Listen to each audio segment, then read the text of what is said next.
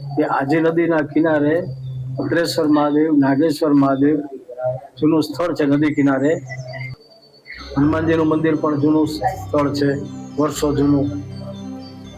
નદીના કાંઠે નાગેશ્વર દાદાનું જૂનામાં જૂનું રાપડાનું સ્થાન.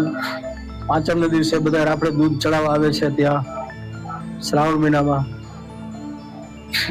ત્યાં દાદાનું પેલા સ્થાન હતું. અહીંયા એમ કહેવાય છે કે રાજકોટના આજી નદીના કાંઠે આવેલા રાજકોટનું જિલ્લા ગાર્ડન વર્ષો જૂનું છે. આજે આપણે દર્શન કરીશું અત્રેશ્વર મહાદેવના અને ચેતન હનુમાનજીના. જય માતાજી, જય શ્રી કૃષ્ણ, હર હર મહાદેવ. મિત્રો, આજે આપણે દર્શન કરીશું મહાદેવના, હનુમાન દાદાના. વિડીયોમાં બન્યા રહેજો. આ મહાદેવનું શિવાલય અને હનુમાન દાદાનું મંદિર આવેલ છે રાજકોટના જિલ્લા ગાર્ડનની અંદર.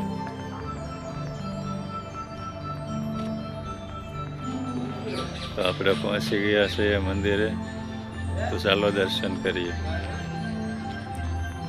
હનુમાન દાદાનું મંદિર, મહાદેવનું શિવાલય વર્ષો જૂનું છે. ચાલો દર્શન કરીએ. આપણે દર્શન કરી લઈએ શ્રી ચેતન હનુમાનજી. જય બજરંગબલી, જય મહાબલી.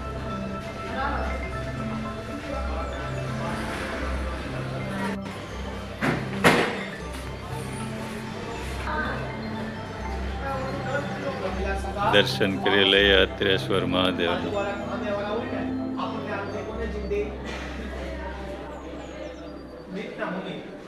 મિત્રો, આ શિવાલય વર્ષો જૂનું છે.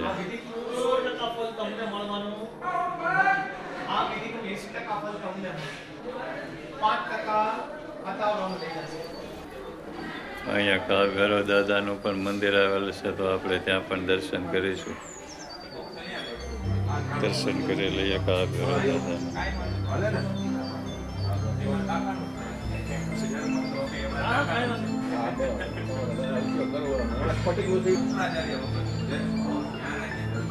અહીંયા મંદિરે અનેક ધાર્મિક વિધિ પણ થાય છે. તમે અહીંયા વિધિ કરાવી શકો છો. અહીંયા શીતળા માતાનું પણ મંદિર આવેલ છે, તો આપણે એમના પણ દર્શન કરી લઈએ.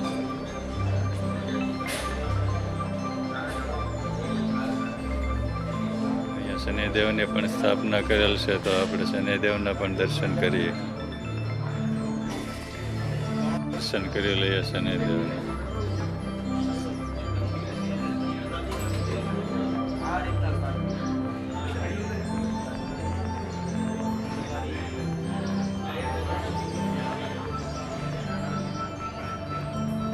આ જગ્યા બહુ જ પ્રાચીન અને પવિત્ર જગ્યા આવેલ છે, તો આપણે એમના પણ દર્શન કરીએ.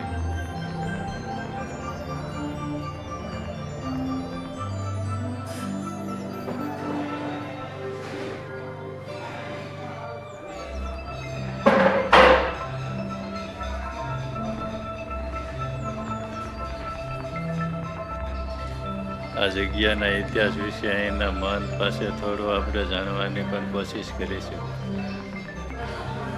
આ છે અહીંના મહંત શ્રી સગનગીરી બાપુ.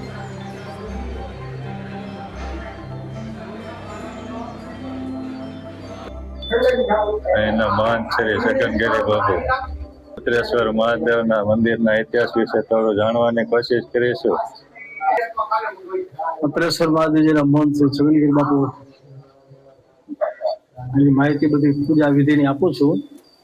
કે આજે નદીના કિનારે અત્રેશ્વર મહાદેવ, નાગેશ્વર મહાદેવ જૂનું સ્થળ છે. નદી કિનારે પિતૃ કાર્યની અને બધી ત્યાં ધાર્મિક કાર્યો બધા થાય છે. રુદ્રાભિષેક શ્રાવણ મહિનામાં, ચૈત્ર મહિનો, કારતક મહિનો, ભાદરવો મહિનો પિતૃ કાર્ય થાય છે.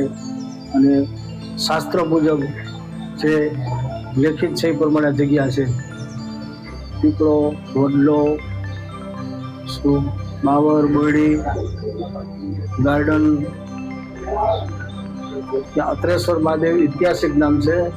શ્રીમદ ભાગવત, શિવપુરાણ, દેવી ભાગવત, શિવપુરાણ, રામાયણ બધામાં અત્રેશ્વર મહાદેવનો ઉલ્લેખ છે.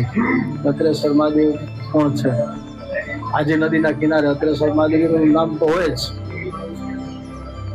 તો અહીંયા પિતૃ કાર્ય સરામણા શું પછી જન્મકુંડી વિશેના કોઈ પ્રોબ્લેમ હોય તો બ્રાહ્મણો ત્યાં વિધિ વિધાન કરે છે. યજ્ઞ થાય છે. શ્રાવણ મહિનામાં ખૂબ ભક્તો અહીંયા શિવ પૂજા કરવા આવે છે. નિત્ય પણ શિવ ભક્તો ખૂબ જ પૂજા કરવા આવે છે. ત્યાં હનુમાનજીનું મંદિર પણ જૂનું સ્થળ છે, વર્ષો જૂનું. ઇતિહાસ અગ્રેસર મહાદેવ ગ્રંથમાં લખેલું છે. આ મંદિરનો વર્ષો જૂનો ઇતિહાસ છે. ઐતિહાસિક અને પવિત્ર જગ્યા વિશે મહંત પાસેથી જાણીશું. નદીના કાંઠે નાગેશ્વર દાદાનું જૂનામાં જૂનું રાપડાનું સ્થાન. પાંચમના દિવસે બધા રાપડે દૂધ ચડાવવા આવે છે. ત્યાં શ્રાવણ મહિનામાં ત્યાં દાદાનું પેલા સ્થાન હતું. અહીંયા પબ્લિક વસવાટના હિસાબે દાદા સ્થળ ચેન્જ કરી નાખ્યું છે. ત્યાં ઉમરાના ઝાડો, પીપળાના ઝાડવા, વડલાના ઝાડવા, સવન, કદમ, વાંસ, આ બધા શાસ્ત્ર મુજબ પૂજામાં જે વૃક્ષોની જરૂર પડે તે પણ યાદ છે.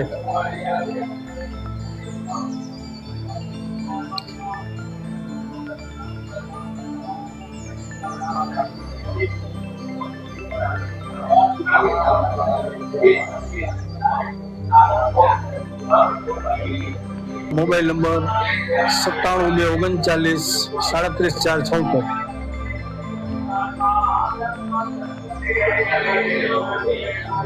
તમારે ધાર્મિક વિધિ કરાવી હોય તો આ મહંતનો સંપર્ક કરી શકો. મોલ છે, વિધિ બધી બ્રાહ્મણો કરે છે. બરાબર.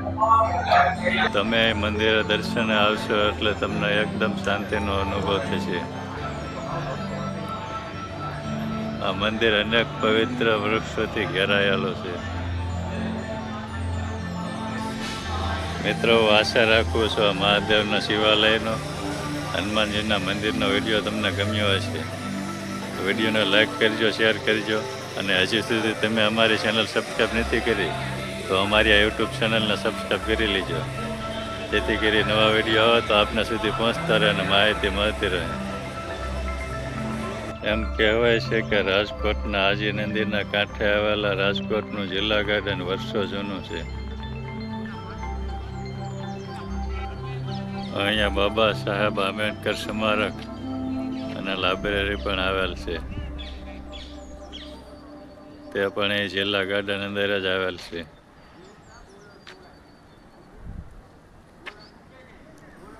અહીં ગાર્ડનમાં બાળકો રમી શકે તેના માટે લપોસિયા છે, હિંચકા છે, ઘણું બધું રાખેલ છે.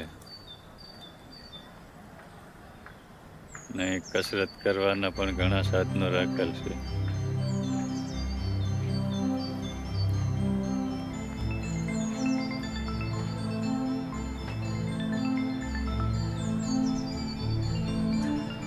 અહીં સામે આવેલ છે મહાદેવનું શિવાલય અને હનુમાન દાદાનું મંદિર. જિલ્લા ગાર્ડનના લોકેશનની વાત કરીએ તો રાજકોટમાં આવેલ ખડપીર રોડ પર આવે છે જિલ્લા ગાર્ડન.